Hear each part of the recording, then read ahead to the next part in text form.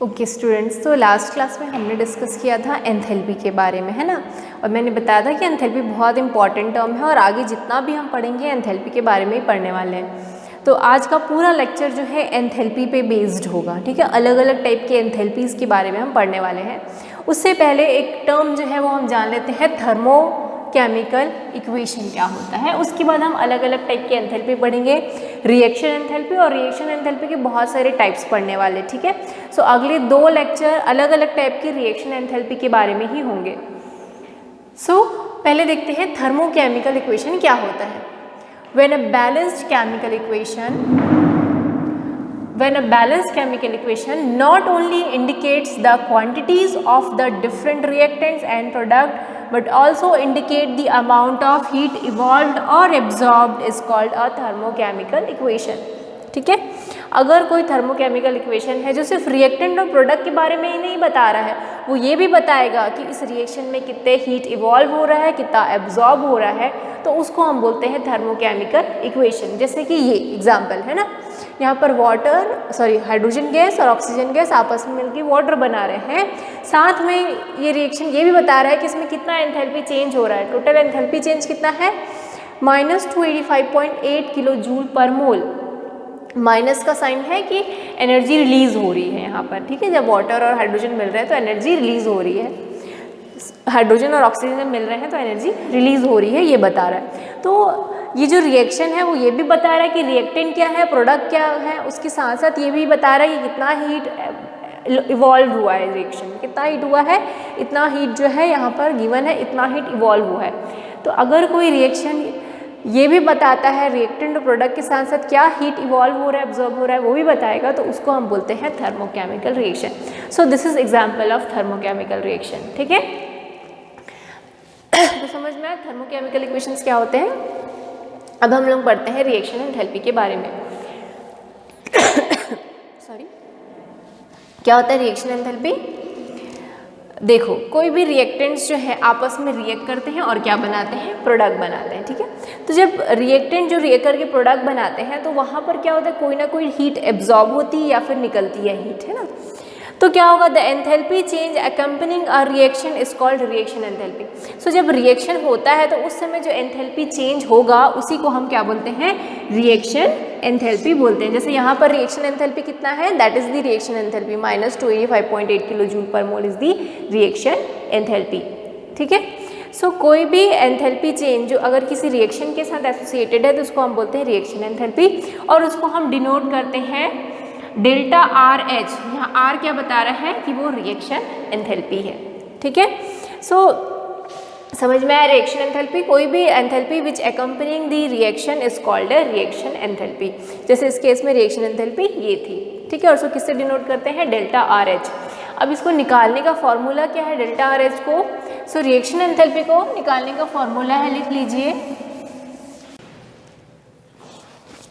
सो reaction enthalpy का formula होता है sum of enthalpies of product, sum of enthalpies minus sum of enthalpies of reactant, ठीक है। जितने भी प्रोडक्ट हैं उनकी एंथैल्पीज का सम, जितने भी रिएक्टेंट हैं उनकी एंथैल्पीज का सम, उन दोनों को हम माइनस कर देंगे तो हमको क्या मिलेगा, रिएक्शन एंथैल्पी। जैसे एग्जाम्पल देते हैं, अब आपको बोलता है कि एक रिएक्शन दिया हुआ है, इसकी रिएक्शन एंथैल्पी निकालनी है।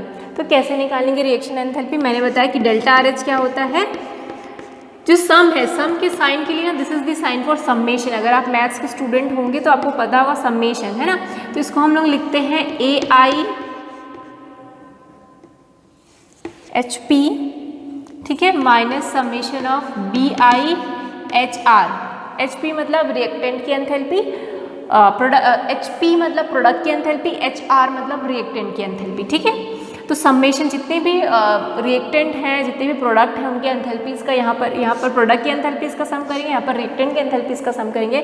और ये AI और BI जो है वो है स्टोइकियोमेट्रिक कोफिशिएंट। जैसे इस रिएक्शन में स्टोइकियोमेट्रिक कोफिशिएंट यहाँ पर ये 2 लगा है, यहाँ पर ये 2 लगा है, ठीक है। तो उसको हम मल्टीप्लाई करेंगे उसकी एंथैल्पी से। तो देखो इस केस में अगर मुझे डेल्टा RH निकालना है तो मैं कैसे निकालूंगी, तो क्या लिखा है, sum of enthalpies of product. तो ये 2 प्रोडक्ट हैं, इनकी एंथैल्पीज का सम, मतलब enthalpy of CO2 plus enthalpy of water.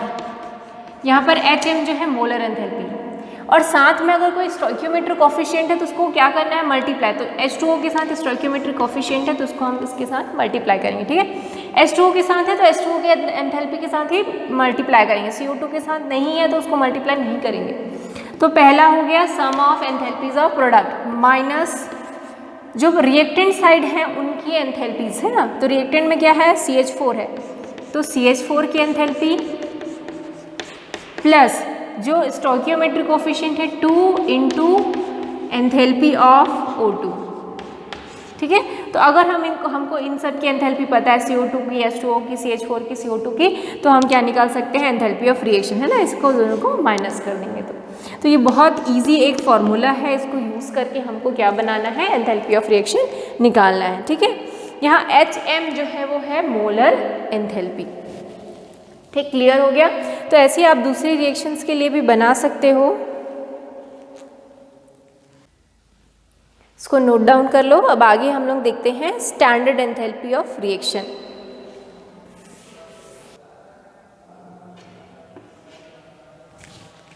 So next जो टॉपिक है it is standard enthalpy of reaction. अब जब हम स्टैंडर्ड की बात करते हैं तो स्टैंडर्ड मतलब जितने भी पार्टिसिपेटिंग सब्सटेंस हैं वो अपने स्टैंडर्ड स्टेट में होना चाहिए, ठीक है। The standard enthalpy of reaction is the enthalpy change for a reaction when all participating substance are in their standard state, ठीक है। अगर रिएक्शन में जितने भी सब्सटेंसेस हैं वो अपने स्टैंडर्ड स्टेट में है तो उसको हम क्या बोलते हैं, standard enthalpy of reaction. Standard state मतलब रेफरेंस स्टेट, ठीक है। रेफरेंस स्टेट मतलब वो स्टैंडर्ड कंडीशन में, स्टैंडर्ड कंडीशन मतलब अगर 1 बार का प्रेशर है और 298 केल्विन है, ठीक है। अगर 1 बार प्रेशर है और 298 केल्विन है, जनरली यही हम स्टैंडर्ड कंडीशन लेते हैं टेम्परेचर और प्रेशर का। तो इस टेम्परेचर प्रेशर में वो सब्सटेंस कौन से स्टेट में होता है, जैसे ऑक्सीजन जो है 1 बार प्रेशर और 298 केल्विन में वो होता है गैसियस फॉर्म में। सो ऑक्सीजन का स्टैंडर्ड स्टेट क्या होगा, O2 गैस। हाइड्रोजन का स्टैंडर्ड स्टेट क्या होगा, H2 गैस। नाइट्रोजन का N2 गैस। कार्बन का graphite is the standard format, ठीक है। कार्बन जो है वो उसका रेफरेंस स्टेट क्या है, ग्रेफाइट है, क्योंकि कार्बन जो ज़्यादातर ग्रेफाइट में मिलता है और ये स्टेबल होता है, ठीक है। जो सल्फर है वो S8 रोम्बिक सल्फर जो है it is the standard state for the sulphur, ठीक है। CH4 का अगर मैं रेफरेंस बात करूँ तो CH4 कौन से स्टेट में होता है, गैसियस। ब्रोमीन होता है लिक्विड स्टेट में, क्लोरीन होता है गैसियस स्टेट में। तो ये सब रेफरेंस स्टेट है जो आपको याद रखना है, ठीक है। तो जब भी हम स्टैंडर्ड की बात करते हैं जितने भी सब्सटेंस हैं वो क्या होने चाहिए, स्टैंडर्ड फॉर्म में होने चाहिए। 1 बार प्रेशर और 298 केल्विन में वो कौन से स्टेट में होंगे, जैसे मेथेन गैसियस फॉर्म में, ब्रोमीन गैस लिक्विड, ब्रोमीन जो है वो लिक्विड फॉर्म में, क्लोरीन जो है गैसियस फॉर्म में, और वो Br2 Cl2 इस तरीके का होगा, ठीक है। ऑक्सीजन O2 के फॉर्म में, हाइड्रोजन जो है H2 के फॉर्म में, ग्रेफाइट C8, आयरन जो होगा सॉलिड के फॉर्म में होगा स्टैंडर्ड स्टेट में, सोडियम जो है स्टैंडर्ड स्टेट में सॉलिड के फॉर्म में होगा। तो ये कुछ रेफरेंस स्टेट है, ठीक है। सो अगर उस स्टेट में उनमें रिएक्शन हो रहा है और जो एंथैल्पी चेंज हो रही है तो उसको हम क्या बोलते हैं, स्टैंडर्ड एंथैल्पी ऑफ रिएक्शन, और उसको डिनोट करते हैं डेल्टा RH0। जहाँ भी नॉट लग गया मतलब वो स्टैंडर्ड की बात करें, स्टैंडर्ड एंथैल्पी, ठीक है। सो याद रखना जब भी हम स्टैंडर्ड एंथैल्पी की बात करेंगे उसमें H0 लगा देंगे, और स्टैंडर्ड मतलब जितने भी सब्सटेंसेस हैं जो रिएक्ट कर रहे हैं वो सब अपने स्टैंडर्ड स्टेट में होंगे। जैसे कि यहाँ पर ये देखो, यहाँ पर जो CH4 है गैसियस है, ऑक्सीजन भी गैसियस फॉर्म में है, CO2 भी गैसियस फॉर्म में, और वाटर कौन से फॉर्म में रहेगा, 298 केल्विन में मतलब 25 डिग्री सेंटीग्रेड में वाटर लिक्विड फॉर्म में रहेगा, तो H2O भी लिक्विड फॉर्म में। तो ये क्या है, यहाँ पर ये जो सारे के सारे जितने भी सब्सटेंसेस हैं ये अपने स्टैंडर्ड फॉर्म में है। तो इस फॉर्म में जो एंथैल्पी निकलेगी वो क्या होगी, स्टैंडर्ड एंथैल्पी, ठीक है। सो स्टैंडर्ड एंथैल्पी समझ में आ गया और रेफरेंस स्टेट समझ में आ गया। अब हम अलग अलग टाइप की एंथैल्पीज़ के बारे में बात करेंगे, like enthalpy of formation, enthalpy of combustion, ठीक है। आज के वीडियो में हम इन दोनों के बारे में ही बात करेंगे, एंथैल्पी ऑफ फॉर्मेशन और एंथैल्पी ऑफ रिएक्शन। फॉर्मेशन मतलब कुछ चीज़ फॉर्म हो रहा है, ठीक है। अगर कोई सब्सटेंस अपने कॉन्स्टिट्यूएंट पार्टिकल से फॉर्म हो रहा है और 1 मोल सब्सटेंस ही फॉर्म होगा तो उस केस में जो एंथैल्पी चेंज होगी उसको हम क्या बोलेंगे, एंथैल्पी ऑफ फॉर्मेशन। जैसे कि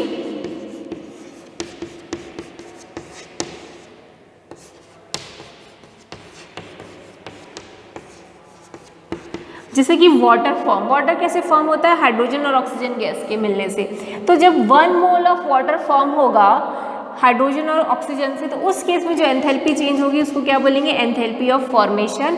और स्टैंडर्ड एंथैल्पी ऑफ फॉर्मेशन होगी क्योंकि सारे के सारे अपने क्या है? स्टैंडर्ड फॉर्म में है, तो इसको हम डिनोट करते हैं del F H नॉट से, ठीक है। तो इस केस में जो एंथैल्पी चेंज होगी that will be the enthalpy of formation.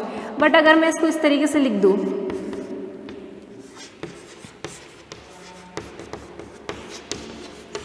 ठीक है, तो यहाँ पर देखो 1 मोल सब्सटेंस प्रोडक्ट मिल रहा था, यहाँ पर 2 मोल प्रोडक्ट मिल रहा है। सो 2 मोल प्रोडक्ट मिलने पे जो एंथैल्पी चेंज होगी उसको हम एंथैल्पी ऑफ फॉर्मेशन नहीं बोलेंगे, इसको हम क्या बोलेंगे? Enthalpy of reaction. Enthalpy of formation हमेशा क्या होता है? 1 मोल जब प्रोडक्ट मिलता है हमको उसके कॉन्स्टिट्यूएंट पार्टिकल से, ठीक है, हमको 1 मोल प्रोडक्ट मिलता है उसके कॉन्स्टिट्यूएंट पार्टिकल से, उस समय जो एंथैल्पी चेंज होगी उसको हम क्या बोलेंगे? Enthalpy of formation.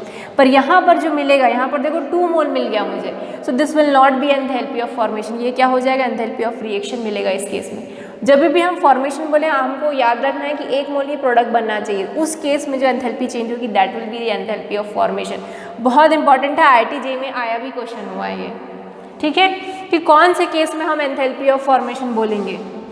इस केस में बोलेंगे कि इस केस में बोलेंगे कि अगर इस तरीके से लिखा है,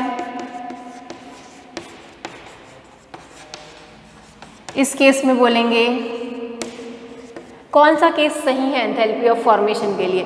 तो देखो यहाँ पर ये स्टैंडर्ड स्टेट में, ये भी स्टैंडर्ड स्टेट में है, 1 मोल हमको H2O मिल रहा है, पर H2O यहाँ स्टैंडर्ड स्टेट में नहीं है, स्टैंडर्ड स्टेट H2O का क्या है? लिक्विड, ये गैसियस स्टेट में। सो इस केस में एंथैल्पी ऑफ फॉर्मेशन नहीं होगा। इस केस में होगा क्या? हाँ, इसमें 1 मोल प्रोडक्ट मिल रहा है और सबके सब अपने स्टैंडर्ड स्टेट में, तो इस केस में जो होगा वो एंथैल्पी ऑफ फॉर्मेशन होगा।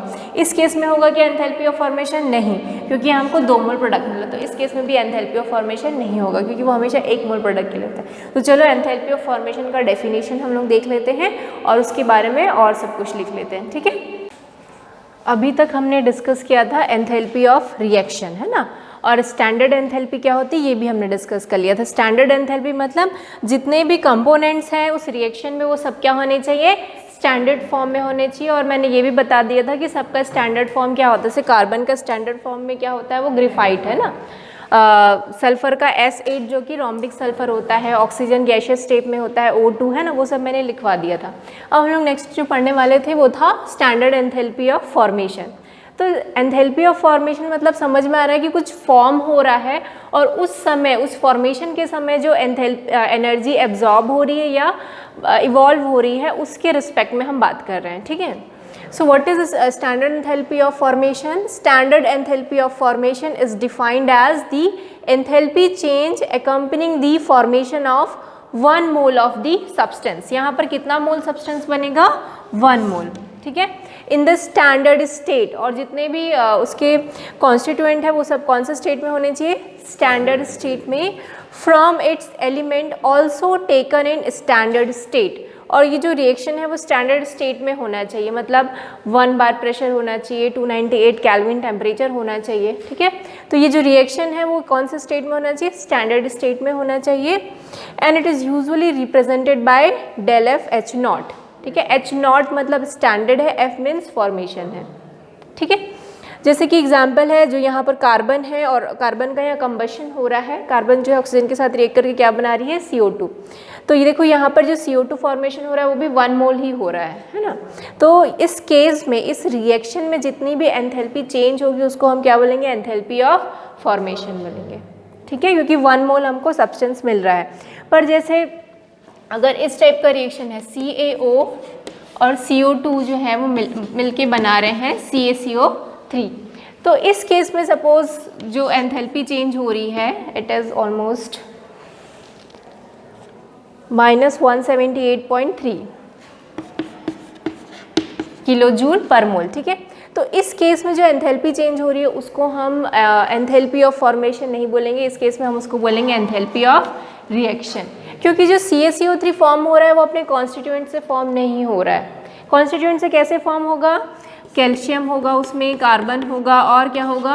ऑक्सीजन। कैल्शियम सॉलिड फॉर्म में होगा, ये ग्रेफाइट वाले में होगा और ये गैसियस फॉर्म में होगा। और तब हमको जब 1 मोल CaCO3 मिलेगा तब इस केस में जो एंथैल्पी चेंज होगी उसको हम क्या बोलेंगे? एंथैल्पी ऑफ फॉर्मेशन, ठीक है। सो जो प्रोडक्ट बन रहा है वो अपने कॉन्स्टिट्यूएंट से बनना चाहिए, ठीक। यहाँ पर हम Ca और CO2 ले रहे हैं, तो इस केस में जो एंथैल्पी चेंज है उसको हम एंथैल्पी ऑफ रिएक्शन नहीं बोलेंगे, ठीक है, इसको बोलेंगे। तो इस केस में जो एंथैल्पी ऑफ रिएक्शन होगा वही एंथैल्पी ऑफ क्या होगा, फॉर्मेशन। पर इस केस में it is not equal to enthalpy of formation, ठीक है। इस केस में एंथैल्पी ऑफ रिएक्शन जो है it is not equal to enthalpy of formation, but इस केस में ऐसा होगा, ठीक है। लिख लो इसको भी। यहाँ पर S ये सॉलिड स्टेट में है, ठीक है, ये सॉलिड स्टेट में है और ये गैसियस स्टेट में। हाँ, ग्रेफाइट, इसको ग्रेफाइट लिखो। सो क्लियर हो गया एंथैल्पी ऑफ फॉर्मेशन क्या होता है, और हमेशा 1 मोल हमको सब्सटेंस मिलना चाहिए, ठीक है। जैसे अगर H2 है और O2 है, ये मिलके क्या बनाते हैं, सपोज 2H2O, ठीक है। तो इस केस में हमको क्या मिलेगा, एंथैल्पी ऑफ रिएक्शन। पर अगर हमको एंथैल्पी ऑफ फॉर्मेशन निकालना है तो इसको सबको क्या करना पड़ेगा, 2 से डिवाइड, क्योंकि यहाँ 2 मोल ऑफ सब्सटेंस मिल रहा है ना। सो इस केस का जो एंथैल्पी ऑफ रिएक्शन होगा वही क्या होगा, एंथैल्पी ऑफ फॉर्मेशन होगा। तो हमको हमेशा 1 मोल सब्सटेंस लेना है, ठीक है। जो प्रोडक्ट बन रहा है वो कितना होना चाहिए, 1 मोल होना चाहिए, ठीक। क्लियर हुआ एंथैल्पी ऑफ फॉर्मेशन। अब नेक्स्ट हम लोग पढ़ते हैं Hess law. Hess law of constant heat summation, उसके बाद बाकी के एंथैल्पीज पढ़ेंगे, ठीक है।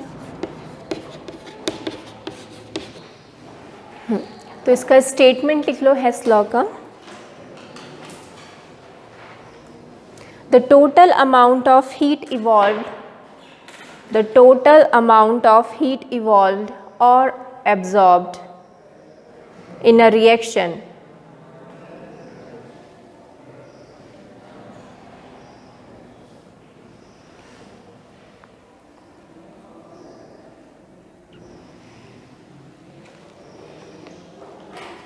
is the same whether the reaction takes place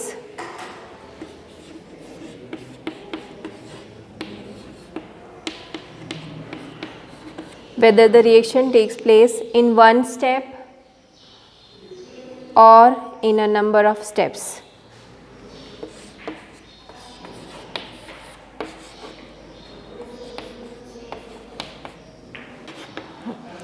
so Hess law क्या बोलता है, total amount of heat evolved और absorbed in a reaction is the same whether the reaction takes place in 1 step और in number of steps.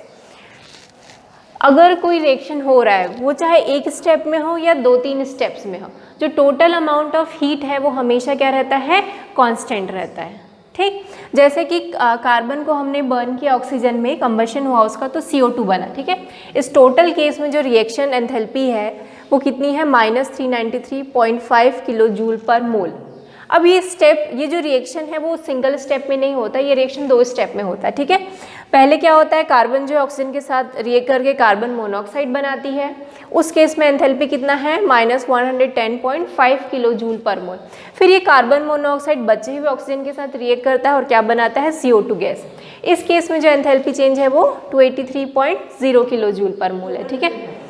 तो देखो ये जो reaction है या तो सिंगल स्टेप में हो या डबल स्टेप में हो, टोटल जो हीट है वो उतना ही निकलेगी। यहाँ पर टोटल हीट कितनी है, 393.5।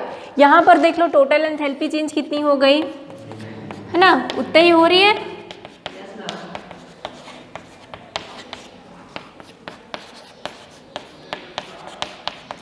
सो कोई रिएक्शन या तो सिंगल स्टेप में हो या डबल स्टेप में हो, टोटल हीट जो है वो क्या होगी, सेम रहेगी। या एब्जॉर्ब हो रही है, रिलीज हो रही है, दोनों केस में सेम है। इस केस में क्या हो रही है, रिलीज हो रही है, और सेम अमाउंट में एनर्जी रिलीज हो रही है, ठीक है।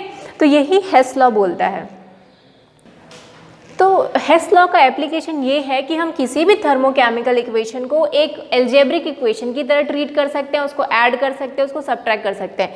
देखो अगर आप इन दोनों इक्वेशन को ऐड करोगे तो फाइनली यही मिलेगा। जैसे आप सिंपल एल्जेब्रिक इक्वेशन मैथ्स में सम करते हैं ना, वैसे ही इसको जैसे सम करें, ठीक है। अगर मैं दोनों रिएक्शन को सम करूँ, ठीक है, तो देखो इसको मैं इधर ट्रांसफर करूँगी तो ये प्लस में है, उधर जाके क्या हो जाएगा माइनस, तो ये और ये दोनों टर्म्स क्या हो जाएंगे, कट जाएंगे, है ना, होंगे कि नहीं, कट जाएंगे। तो मुझे क्या बचे, मेरे पास क्या बचेगा, ये कार्बन, ये हाफ, टोटल मिला के टोटल O2, और यहाँ पर क्या बचा CO2। तो टोटल मुझे क्या मिल रहा है, वही इक्वेशन जो सिंगल स्टेप में मिल रहा था। सो हेस लॉ का एप्लीकेशन ये है कि हम किसी भी जो केमिकल रिएक्शन है उसको एक एल्जेब्रिक, जो नॉर्मल एल्जेब्रिक इक्वेशन है उसकी तरह ट्रीट करेंगे, उसको सम करेंगे। अगर यहाँ पर हम सम कर रहे हैं तो उनके एंथैल्पी चेंज को भी हम क्या करेंगे, सम। यहाँ पर अगर दोनों रिएक्शन को माइनस कर रहे हैं तो इनके एंथैल्पी, जो एसोसिएटेड एंथैल्पी, उसको भी हम क्या करेंगे, माइनस करेंगे। ठीक है, तो इससे बेस्ड न्यूमेरिकल बहुत इंपॉर्टेंट है जो आते हैं एग्जाम में। ठीक, ऐसा नहीं कि सिर्फ बोर्ड में, बाहर जो भी है उसमें भी आते हैं एग्जाम्स में। ठीक, तो एक क्वेश्चन कर लो, calculate enthalpy of formation, calculate enthalpy of formation of methane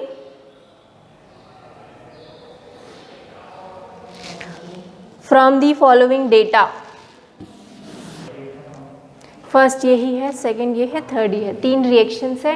इन तीनों रिएक्शंस की हेल्प से हमको क्या निकालना है, enthalpy of formation of methane. तो कैसे निकालेंगे, CH4 जो है it is in gaseous state, ठीक है, ऑक्सीजन भी यहाँ पर गैसियस स्टेट में है, ये वाला भी ऑक्सीजन गैसियस स्टेट में है। हमको क्या निकालना है, enthalpy of formation of methane. तो हमारा एम क्या है कि कार्बन है जो सॉलिड फॉर्म में है, हाइड्रोजन जो है गैसियस फॉर्म में है, और उससे हमको क्या बनाना है, मीथेन। मीथेन ऐसे ही बनेगा, CH4 is methane. So methane बनाने के लिए हमको कार्बन और हाइड्रोजन चाहिए रहेगा। तो इस केस में देखो CH4 यहाँ पर 2 आएगा, है ना, 2 हाइड्रोजन आएगा, तो ये बैलेंस हो गया। हमको निकालना है कि इस केस में एंथैल्पी ऑफ फॉर्मेशन कितना है, और हमको ये 3 रिएक्शन दिए हुए हैं। तो हमारा अल्टीमेट एम यह रहेगा, इन तीनों रिएक्शन को प्लस माइनस कुछ भी करके मुझे ये लाना है। ठीक है, इन तीनों रिएक्शन से मुझे ये रिएक्शन बनाना है। कैसे बनाएंगे, देखो, कार्बन तो रहना ही चाहिए, ऑक्सीजन ऑक्सीजन ऑक्सीजन सब कैंसिल हो जाना चाहिए, है ना, हाइड्रोजन होना चाहिए, यहाँ से CH4 इधर आ जाना चाहिए, और ये CO2 सब माइनस हो जाना चाहिए, होना चाहिए कि नहीं। तो कैसे करना है मुझे, सबसे पहले इन 2 रिएक्शन को देखो और इससे O2 को एलिमिनेट कर दो। कर सकते हैं, ठीक है, कैसे करेंगे, इसको आप इस रिएक्शन को 2 से मल्टीप्लाई कर दो, है ना, और माइनस कर दो दोनों रिएक्शन को। इस रिएक्शन को 2 से मल्टीप्लाई कर दो और इस रिएक्शन से माइनस कर दो, तो ऑक्सीजन ऑक्सीजन कट जाएंगे, पर फिर ये वाला भी ऑक्सीजन रह जाएगा ना, इसको भी तो काटना है। ठीक है, तो जो मैं ऑपरेशन यहाँ करूँगी वही ऑपरेशन मुझे इसके एंथैल्पी में भी करना पड़ेगा। ठीक है, तो अगर मैं इस रिएक्शन को लेट रही हूँ तो ये डेल RH इसका क्या होना चाहिए, पॉजिटिव हो जाएगा। ठीक, अब CO2 को माइनस करना है और वाटर को भी माइनस करना है। ठीक है, सो इसको ही 2 से मल्टीप्लाई कर देते हैं। चलो करके देखो, सबसे पहले इसको इक्वेशन नंबर 1 डाल दो, इसको 2 डाल दो, इसको 3 डाल दो, फिर ठीक है, एक एक करके ऑपरेशन करते हैं।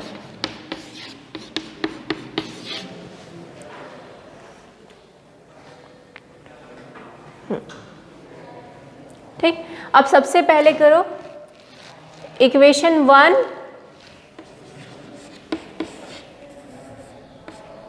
प्लस 2 इंटू इक्वेशन 2 कर दो, देखो क्या आता है। अब जो ऑपरेशन यहाँ पर करेंगे ना, इक्वेशन है सॉरी, वही आप उसके डेल RH में भी करेंगे। ठीक है, अगर आपने इस इक्वेशन को 2 से मल्टीप्लाई किया है तो उसके डेल RH को भी 2 से मल्टीप्लाई करेंगे आप। ठीक, अल्टीमेट एम लिख लिया ना अपना, हमारा एम क्या था वो लिख लिया ना, एम ये पहले तो ये लिखना है आपको, एम हमारा क्या है, दिस इज दी एम। ठीक है, इसको लिखो और उसके बाद फिर इसको फाइंड करने के लिए हमको क्या करना है, क्या करेंगे, दिस, है ना, तो उसको करते हैं। चलो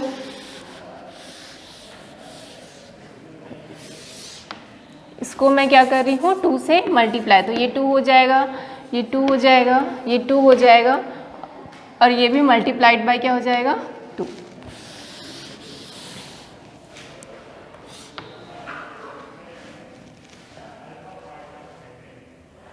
तो ये हो गया C प्लस 2H2 और ये दोनों मिलके क्या हो गया प्लस 2O2, होगा कि नहीं? ये हो जाएगा CO2 प्लस 2H2O। आया सबका ये? और del R H total reaction का एंथैल्पी कितना आ गया इस केस में? -393.5 प्लस 2 इंटू -285.8। निकालो कितना आ रहा है?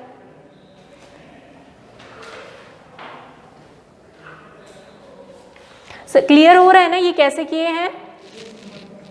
और ये वाला समझ में आया सबको, ये रिएक्शन कैसे आया है? कितना आया del R H not? Minus की प्लस? प्लस कैसे आएगा? माइनस में ही आएगा। अच्छा, ये इसका साइन चेंज किए क्या? नहीं, हाँ ठीक। तो कितना आएगा? -964.8।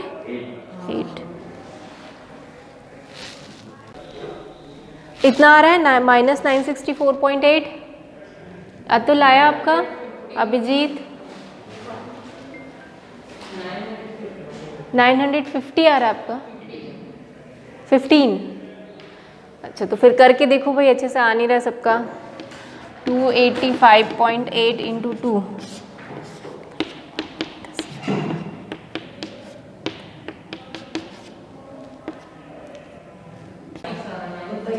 965.1। तो ये आंसर आ गया 961 की 951? 965 सबका यही आया आंसर। अब देखो, अब क्या करना है, जो सब इसको इक्वेशन नंबर 4 कर दो, ठीक है? अब क्या करेंगे हम? देखो इक्वेशन नंबर 3 क्या था? CH4 प्लस CO2 था क्या? 2O2 gives. अब देखो इस इक्वेशन से इस इक्वेशन को माइनस कर देंगे तो हमारा फाइनल आंसर आ जाएगा। ये O2 से ये O2 चला जाएगा, कैंसिल हो जाएगा। इस H2O से ये H2O और इससे CO2 से ये CO2। प्लस नहीं कर रहे हैं हम, हाँ इन्वर्स करने की ज़रूरत नहीं, अब सिंपल माइनस करने से वो आ जाएगा, ठीक है? देखो कैसे आएगा बता रहे, इसको माइनस कर दो तो ये माइनस साइन हो जाएगा, ये माइनस साइन, ये माइनस साइन, ये माइनस साइन हो जाएगा, है ना? तो ये CO2 से ये CO2 कैंसिल हो गया, ये H2O से ये H2O कैंसिल हो गया, ये प्लस ये माइनस ये और ये कैंसिल हो गया। अब ये -CH4 आएगा, -CH4 को आप उधर ट्रांसफर करके +CH4 कर सकते हो, है ना? तो देखो यहाँ पर क्या आ गया, C प्लस 2H2, ये -CH4 था उसको मैंने उधर ट्रांसफर कर दिया तो क्या हो गया +CH4। हुआ कि नहीं? कोई डाउट है कि इस स्टेप में, है ना? तो यहाँ पर हम क्या कर रहे हैं, इक्वेशन 4 को 3 से माइनस कर रहे हैं। अब यहाँ पर इक्वेशन 3 को मैंने माइनस साइन लगाया तो इसका जो डेल आर एच नॉट है वो भी क्या हो जाएगा, ये प्लस था उस केस में क्या माइनस था, इस केस में क्या हो जाएगा प्लस, तो ये हो जाएगा -890.3। होगा कि नहीं? इसका भी साइन चेंज हो जाएगा, ये पहले माइनस था इसके सामने माइनस आ जाएगा तो टोटल प्लस हो जाएगा, ठीक? तो ये आ जाएगा टोटल रिएक्शन। इसको H1 कर लो, इसको H2 कर लो, डेल आर एच हो जाएगा -965.1 प्लस 890.3। हाँ, प्लस की माइनस -74 किलो जूल पर मोल, ठीक है? इसको आप 1 और 2 डिनोट कर लेना, है ना? फर्स्ट वाला को 1 कर लेना, सेकंड वाले को 2। तो टोटल ओवरऑल निकालने के लिए हम क्या करेंगे इस तरीके से। सो एंथैल्पी ऑफ फॉर्मेशन इसका कितना आ गया, -74.7 किलो जूल पर मोल, है ना? इस रिएक्शन की एंथैल्पी हमको मिल गई -74.7। सो जितने भी रिएक्शंस दिए होंगे ना उसी रिएक्शन को आपको प्लस माइनस करना है और फाइनल हमको जो हमारा एम है वो फाइंड करना रहेगा। वही हमारा आंसर है, एंथैल्पी ऑफ फॉर्मेशन है, क्योंकि इस रिएक्शन की एंथैल्पी क्या है -74.7। सो आप लिख सकते हो आखिरी में answer enthalpy of formation of methane is -74.7। 7 आएगा कि 8 आएगा? 11 में से 7 गया, 11 में से 3 गया, 8 होता है ना। 11 है ना, 11 में से 3 गया 8 होगा ना। 74.8 किलो जूल पर मोल।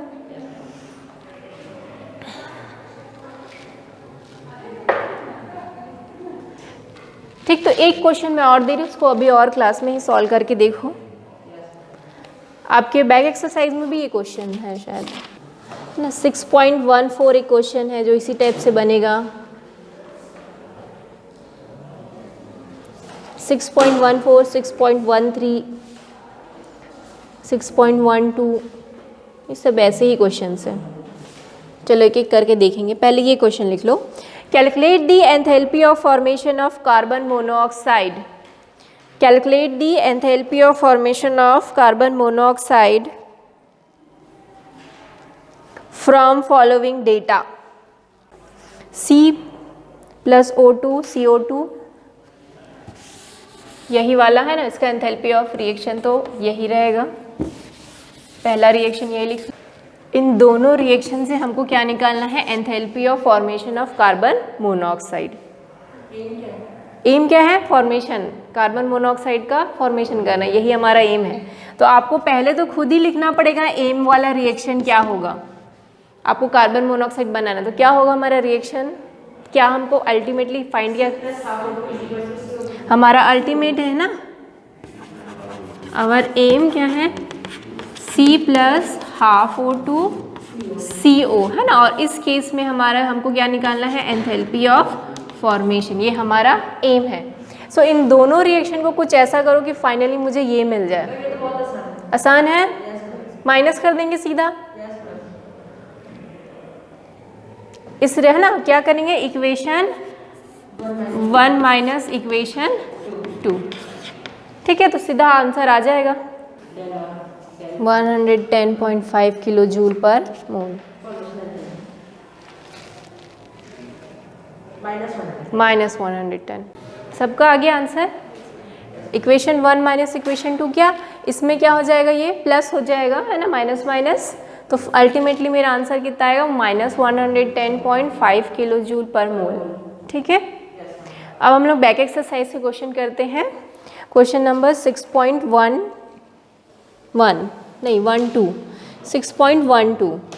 Question number 6.12। उधर आ गया अभिजीत आपका आंसर -110 आया। अतुल नहीं आया तो रुक जाते हैं 2 मिनट और। आ गया ना? कहीं भी स्टेप में डाउट हो तो आप पूछ सकते हैं, क्योंकि ना ये इम्पॉर्टेंट है इसलिए बोल रहा है ना। अभी एग्जाम भी में आ सकता है इस टाइप के क्वेश्चन। ठीक है, पहला एग्जाम शायद केमिस्ट्री ही है आपका। Okay, 6.12 enthalpy of formation of CO, CO2, N2O, N2O4 are given है ना। वो गिवन है आपको क्या क्या है। ठीक है, -110, -393.8, -393, 81, 9.7 ये पूरा गिवन है डेटा आपको। Find the value of del RH for the reaction. उस रिएक्शन जो आपको गिवन है N2O4 + 3CO gives N2O + 3CO2, इसके लिए आपको क्या निकालना है? Total enthalpy change of this reaction. ठीक है, सो एंथैल्पी चेंज क्या होता है? टोटल हाँ, प्रोडक्ट के साइड में जितने भी कंपोनेंट है उसका एंथैल्पी ऑफ फॉर्मेशन माइनस जितने भी रिएक्टेंट साइड में हमारे कंपोनेंट्स है उनकी एंथैल्पी ऑफ फॉर्मेशन का सम। ठीक है, सो पहले तो गिवन डेटा लिख दो, क्या क्या गिवन है आप लोगों को। पहले रिएक्शन भी लिख लेना है ना उसको। सबसे फर्स्ट में रिएक्शन लिखो, सॉल्व करने से पहले सबसे पहले रिएक्शन लिखो। ठीक, तो क्या क्या दिया हुआ है? Enthalpy of formation of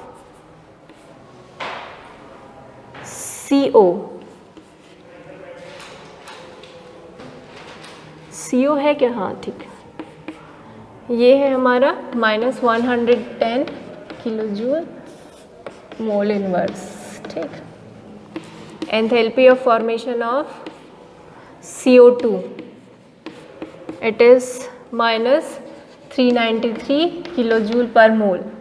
enthalpy of formation और किसका दिया हुआ है, N2O it is 81 kilo joule पर मोल।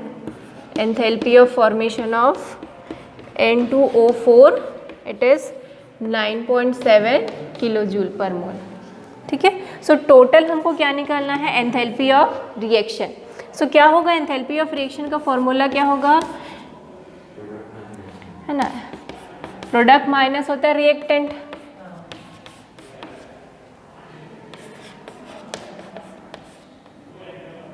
और सामने उनके जो स्टोइकियोमेट्रिक कोफिशिएंट है उसको भी लिखेंगे, है ना। N2O में तो कुछ भी नहीं था, पर CO2 में है तो उसको 3 से हम उसके एंथैल्पी को 3 से क्या करेंगे, मल्टीप्लाई। ठीक है,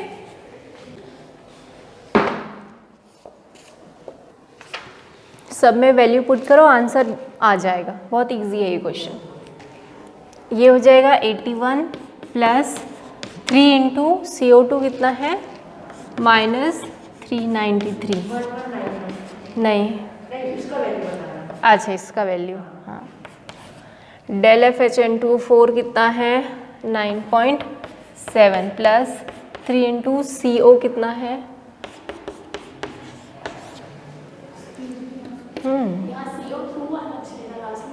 ये CO, ये प्रोडक्ट है ना, प्रोडक्ट माइनस रिएक्टेंट, तो प्रोडक्ट को पहले लिखा है मैंने CO2 और रिएक्टेंट में जो CO है वो मैंने बाद में लिखा है। ठीक है,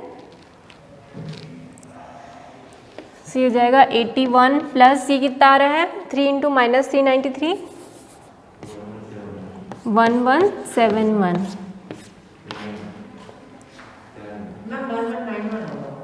ये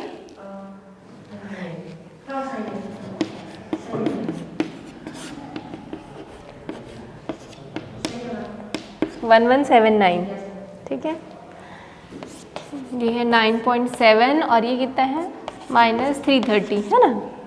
अब सिंपल है, इसको आप करो कैलकुलेट, कर लेंगे कैलकुलेट। ठीक है, तो आगे बना, और हमेशा उसमें यूनिट लिखना मत भूलना, हाफ मार्क्स यूनिट के भी रहते हैं, है ना। एंथैल्पी की यूनिट है किलो जूल मोल इनवर्स। ठीक है, ये आता है 777.7 किलो जूल पर मोल, कुछ आ रहा आंसर। ओके, नेक्स्ट क्वेश्चन देखेंगे हम लोग 6.13। ये बन जाएगा ना, आपको सिर्फ वैल्यूज डेटा पुट करना है और आंसर आ जाएगा आप लोगों का। ठीक है ना, हाँ माइनस में आएगा आंसर, क्योंकि ये माइनस में है ना, ये जो बड़ी क्वांटिटी है ये माइनस में है, तो आंसर आपका माइनस में आएगा, -777 किलो। ठीक है, okay, now 6.13 given N2 plus 3H2 gives 2NH3, और इस केस में एंथैल्पी ऑफ रिएक्शन कितना है -92.4 किलो जूल पर मोल। ठीक है, आपको बोलता है what is the standard enthalpy of formation of ammonia gas. Ammonia gas का स्टैंडर्ड एंथैल्पी ऑफ फॉर्मेशन निकालना है आपको। एंथैल्पी ऑफ रिएक्शन दिया है, क्या है रिएक्शन, क्या है N2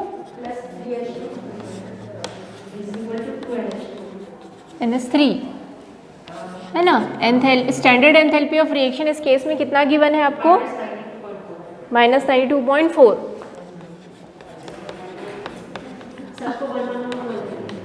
हमको क्या निकलना है, enthalpy of formation of ammonia. So ammonia का फॉर्मेशन में जो हमारी रिएक्शन होगा वो कैसा हो जाएगा, हमको 1 मोल ऑफ निकालना पड़ेगा ना, क्योंकि एंथैल्पी ऑफ फॉर्मेशन हमेशा 1 मोल ऑफ प्रोडक्ट के लिए निकालते हैं। तो पूरे रिएक्शन को क्या करो, 2 से डिवाइड कर दो, NH3। सो इस केस में एंथैल्पी जो होगा वो क्या होगा, एंथैल्पी ऑफ फॉर्मेशन होगा, क्योंकि हमने पूरे रिएक्शन को हाफ से डिवाइड किया, तो उसके एंथैल्पी को भी हम किससे डिवाइड करेंगे, हाफ से। तो हमारा जो एंथैल्पी ऑफ रिएक्शन आ जाएगा -2.92.4।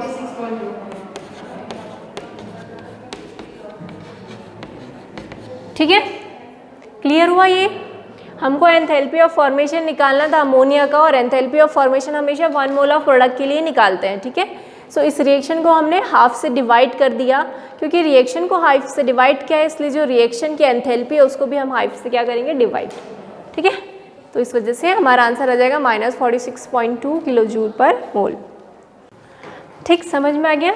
नेक्स्ट क्वेश्चन है, उसको आप होमवर्क ले लीजिए, मैं थोड़ा सा उसको बस आपको बता देती हूँ करना क्या है। Calculate the standard enthalpy of formation of CH3OH, है ना, मेथेनॉल का स्टैंडर्ड एंथैल्पी ऑफ फॉर्मेशन निकालना है फ्रॉम दी फॉलोइंग डेटा। आपको 3 इक्वेशन गिवन है, उससे आपको CH3OH का फॉर्मेशन की एंथैल्पी निकालनी है। तो आपका एम क्या होगा? हाँ, तो कैसे बनता है वो? CSO2, है ना, इन सब से मिलके क्या बनेगा? CH3OH। अब इसको बैलेंस कर लेना आप लोग पहले। तो यहाँ पर कितने हैं? 4 हैं, तो ये हो जाएगा 2, ठीक है। यहाँ पर हाफ O2 हो जाएगा। तो अल्टीमेट एम हमारा क्या रहेगा? CH3OH बनाना और ये वाला रिएक्शन फाइंड करना। अब इस रिएक्शन को फाइंड करने के लिए वो 3 रिएक्शन दिए हुए हैं, उसको प्लस माइनस कैसे भी करके आपको अल्टीमेटली ये वाला रिएक्शन लाना है, ठीक है ना, बन जाएगा। जो ऑपरेशन आप रिएक्शन में करेंगे वही ऑपरेशन आप उसके एंथैल्पीज में भी करेंगे, ठीक। तो आपको ये अल्टीमेटली ये वाला इक्वेशन लाना है और वो क्वेश्चन बना लेना, ठीक है। 6.15 भी वैसे ही है, पर इसमें एंथैल्पी ऑफ एटमाइजेशन है, इसको बाद में करेंगे, ठीक है। तो 6.14 आपका होमवर्क है, बना लेंगे। एंथैल्पी ऑफ कंबशन,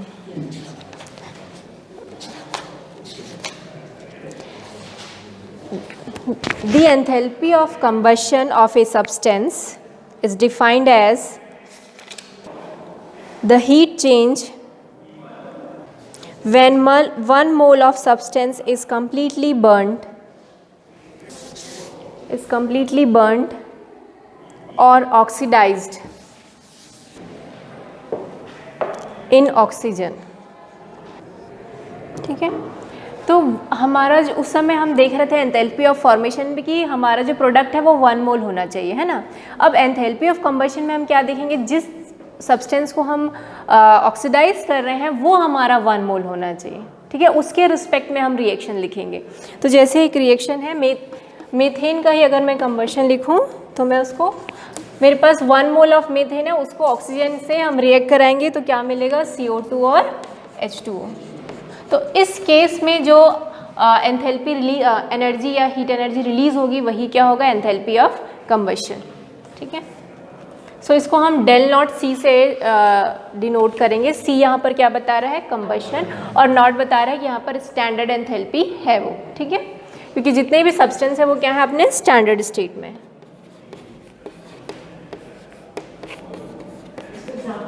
हाँ, इसको एग्जाम्पल में लिख लो। अब इससे रिलेटेड एक न्यूमेरिकल कर लेते हैं एंथैल्पी ऑफ कंबशन से। आपकी बुक का एग्जाम्पल है example 6.8। The combustion of 1 mole of benzene takes place at 298 Kelvin and 180 M. After combustion, CO2 and H2O are produced and 3267 kilojoule of heat is liberated. Calculate the standard enthalpy of formation of benzene. Standard enthalpy of formation of CO2 and H2O are given. ठीक है, तो यहाँ पर क्या हो रहा है? Benzene का कंबशन हो रहा है, ठीक है, और बेंजीन के कंबशन से कितनी हीट निकल रही है? 3267.0 किलो जूल। और आपको क्या दिया हुआ है? Enthalpy of formation of CO2 दिया हुआ है और H2O दिया हुआ है। आपको निकालना क्या है? Standard enthalpy of formation of benzene. तो पहले जितनी कुछ डेटा दिया है ना उसको लिख लो। तो क्या क्या गिवन है आपको? बेंजीन का ऑक्सीडेशन हो रहा है, ठीक है, तो क्या मिलेगा हमको? CO2 और H2O, ठीक है। ये दिया हुआ है कि बेंजीन का क्या हो रहा है? ऑक्सीडेशन। क्या मिलेगा? CO2 और H2O। नाउ आपको क्या करना है? इसको बैलेंस करना है। कैसे बैलेंस करेंगे? यहाँ पर 6 कार्बन है, यहाँ 1 है, तो इसको मैं यहाँ 6 लिख देती हूँ, ठीक है। हाइड्रोजन यहाँ पर 3 कर देती हूँ, तो ऑक्सीजन कितना हो गया टोटल? चलिए हमारा 15 है ना, तो इसको मैं क्या कर देती हूँ? 15/2, ठीक है। तो मेरा बैलेंस हो गया ये रिएक्शन, क्योंकि मुझे हमेशा कितना लेना है? 1 मोल ऑफ बेंजीन लेना, तभी वो क्या होगा? एंथैल्पी ऑफ कंबशन होगा। तो इसमें मैं कोई भी 1 2 3 नहीं बढ़ा सकती। मैं कुछ भी कम ज़्यादा करना होगा तो मुझे कहाँ करना पड़ेगा? या तो प्रोडक्ट साइड में या फिर इस ऑक्सीजन पे। पर बेंजीन को मुझे टच नहीं करना है, क्योंकि हमेशा कंबशन हम किस में निकालते हैं, 1 मोल ऑफ सब्सटेंस में। तो इस केस में हमारा एंथैल्पी ऑफ कंबशन कितना गिवन है, आपको गिवन है ना, 3267। अब कंबशन हमेशा क्या होती है, एनर्जी रिलीज होगी, क्योंकि कोई भी चीज़ बर्न होगा तो क्या होगा, हीट इवॉल्व होगी कि नहीं, तो ये हमेशा किस में रहेगा, माइनस में। ठीक है, -3267। ठीक, तो आपका पहला डेटा ये गिवन है। उसके बाद क्या बोलता है, हमको निकालना है del F H of benzene, standard enthalpy of formation of CO2। ठीक है, CO2 का फॉर्मेशन दिया हुआ है, कितना है वो,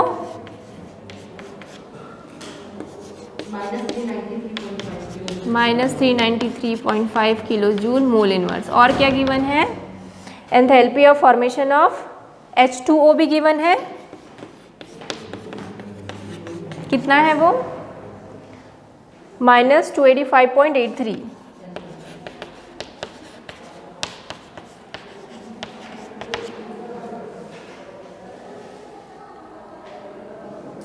हमको क्या निकालना है, बेंजीन का फॉर्मेशन। कैसे होगा, 6 कार्बन लेने पड़ेंगे आपको, ठीक है, प्लस 3H2, तभी हमारा क्या बनेगा, C6H6। बेंजीन का यही फॉर्मूला है, C6H6। तो मुझे ये बनाना है, ये लिक्विड होता है स्टैंडर्ड फॉर्म में। इस केस में एंथैल्पी ऑफ फॉर्मेशन क्या होगा, आपको ये फाइंड करना है। तो फर्स्ट इक्वेशन तो ये हो गई, ठीक है। अब देखो क्या दिया हुआ है, enthalpy of formation of CO2। तो CO2 का फॉर्मेशन हो रहा है, मतलब क्या हो रहा है, इस तरीके से कुछ रिएक्शन हो रहा होगा, है ना। इस केस में कितनी एंथैल्पी, ये गिवन है आपको। ये सेकंड इक्वेशन हो गया। थर्ड इक्वेशन आपको दिया है वाटर का फॉर्मेशन, इसका रिएक्शन बनाइए, कैसा हो जाएगा। ये मेरा हो गया इक्वेशन नंबर 3। अब मेरे पास 3 इक्वेशन हो गए, फर्स्ट सेकंड थर्ड। ये जिसकी एंथैल्पीज मुझे गिवन है, इसकी एंथैल्पी भी पता है, इसकी एंथैल्पी पता है, इसकी भी एंथैल्पी पता है। इन सारी रिएक्शन को प्लस माइनस करके मुझे फाइनली क्या बनाना है, ये वाला रिएक्शन बनाना है, ठीक है। ये तीनों रिएक्शन को मुझे कुछ ऐसा मैनिपुलेट करना है कि फाइनली मुझे ये रिएक्शन मिल जाए, ठीक। तो कर लेंगे क्या मैनिपुलेट। देखो ऑक्सीजन है, इस ऑक्सीजन को मुझे फाइनली एलिमिनेट करना है, और किसको एलिमिनेट करना है, वाटर को और CO2 को। तो हो इसको मैं 6 से मल्टीप्लाई कर देती हूँ, ठीक है। 6 CO2 माइनस हो जाएगा, इसको मैं 3 से मल्टीप्लाई कर देती हूँ, ठीक है ना। तो और इन दोनों को प्लस करके इससे माइनस कर दूंगी, तो फाइनल सब कुछ खत्म हो जाएगा और मुझे मेरे पास क्या मिलेगा, ये और ये होगा कि नहीं। देखो 6 CO2 चाहिए ताकि ये 6 CO2 से क्या हो जाए, माइनस हो जाए। तो इसलिए मैंने इस रिएक्शन को किससे मल्टीप्लाई किया, 6 से। मुझे H2O को भी एलिमिनेट करना है, तो H2O को एलिमिनेट करने के लिए मैं इसको क्या करूँगी, 3 से मल्टीप्लाई, ठीक है। एक बार करके देखो तो क्या हो रहा है। एक बार इन ऐसा जो किया है ना उसको करके देखो, अल्टीमेटली क्या आ रहा है आंसर, उसके बाद देखते हैं। आ जाएगा, सही कर रहे हैं अपन, हाँ आ जाएगा आंसर, ठीक। करके देखो ना, क्या लिखेंगे आप, मल्टीप्लाइंग इस तरीके से लिखो, इक्वेशन 1 को आप क्या कर रहे हैं, 6 से मल्टीप्लाई कर रहे हैं, प्लस क्या कर रहे हैं, इक्वेशन 2 को 3 से मल्टीप्लाई, और इसको क्या कर रहे हैं, इक्वेशन 3 को माइनस कर रहे हैं, ठीक है। अच्छा 1 है ना, ओ सॉरी इक्वेशन 2 को, ये इक्वेशन 3 हो गया और ये इक्वेशन 1 हो गया, इक्वेशन 1 को माइनस कर रहे हैं, ठीक है। अब कर दो जो जो कर रहे हैं हम लोग, इसको 6 से मल्टीप्लाई कर रहे हैं, ठीक है, और इसको 3 से, और इसको तो प्लस कर रहे हैं और इसको क्या कर रहे हैं हम लोग, माइनस कर रहे हैं, ठीक है। इसके साथ साथ में इसकी एंथैल्पी को भी आप जोड़ते जो कर रहे हैं वही एंथैल्पी में भी ऑपरेशन करते जाइए, ठीक है।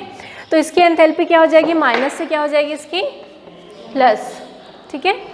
इसकी एंथैल्पी जो होगी उसको किससे मल्टीप्लाई करोगे आप, 3 से, और इसकी जो एंथैल्पी होगी उसको 6 से।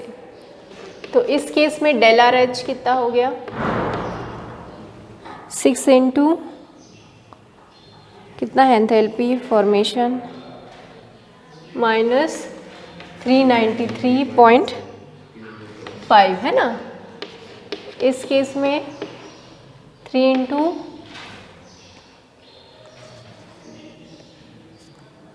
माइनस 285.83, ठीक है।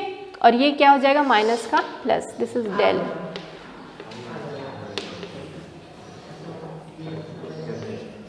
ठीक है, so del R H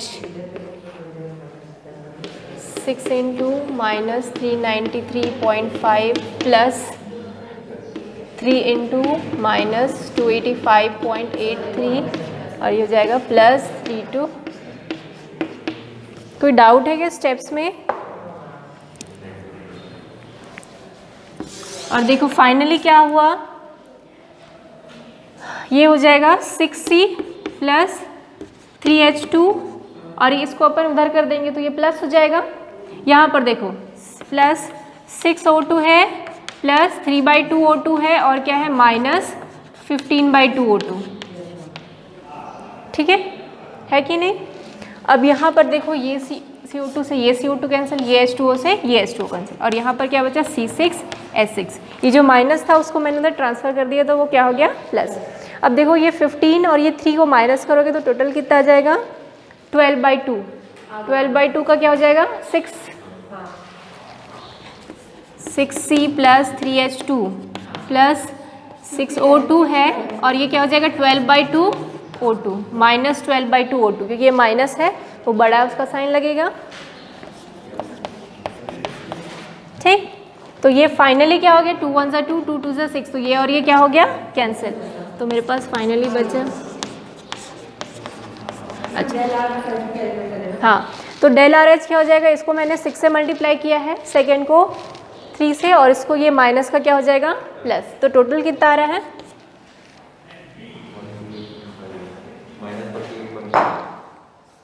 minus नहीं प्लस आएगा ना। ये देखो ना 3267 प्लस में है तो प्लस 48 आना चाहिए।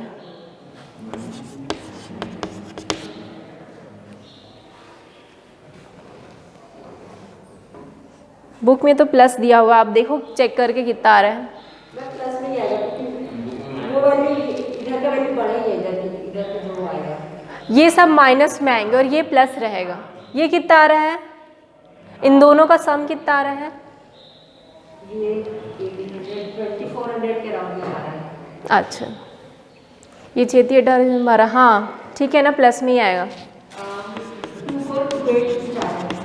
ठीक प्लस में ही आएगा आप इसको करोगे तो टोटल रिएक्शन की एंथैल्पी क्या हो गई 48.51। ठीक, अभी तक कोई डाउट है क्या?